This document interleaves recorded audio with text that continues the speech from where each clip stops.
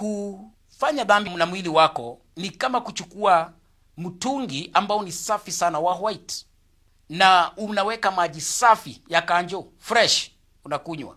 Lakini kutenda dhambi ni kuchukua mwiba ama misumari, unadunga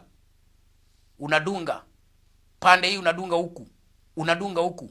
Sasa kile kinatendeka ni nini?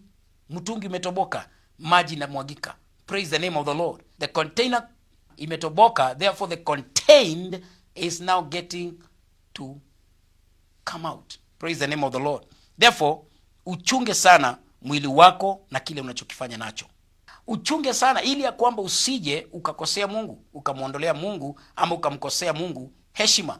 Mpe Mungu heshima. Praise the name of the Lord. 1 Corinthians chapter 6 verse 19 and 20, Biblia inasema kwamba au hamjui ya kuwa mwili wenu ni hekalu la Roho Mtakatifu aliye ndani yenu, mliyepewa na Mungu, wala ninyi si mali yenu wenyewe, maana mlinunuliwa kwa dhamani. Sasa basi mtukuzeni Mungu katika mili yenu.